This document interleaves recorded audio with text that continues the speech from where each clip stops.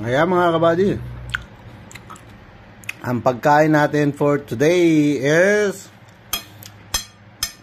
salad. So, itong orange na yan, carrots yan na niniwa ko ng, ginayat ko ng in-scratch ko ng manipis. So, yan. Tapos itong green, pipino yan, pipino. Niniwa ko ng maninipis. Tapos, egg.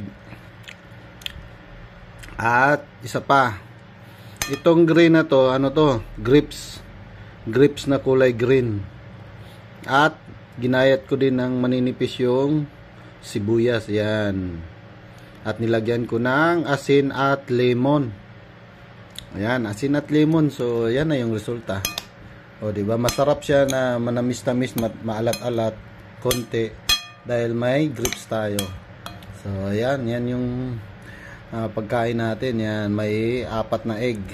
Yan, 4 na egg. Yan. So, diba? Oh? Wow.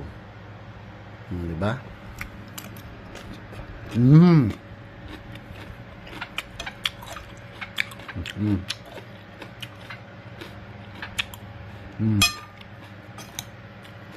Diba? Grapes yan nandyan sa grapes, buyas. Yan. Ganda sa katawan yan. Yan. So, tikim ulit.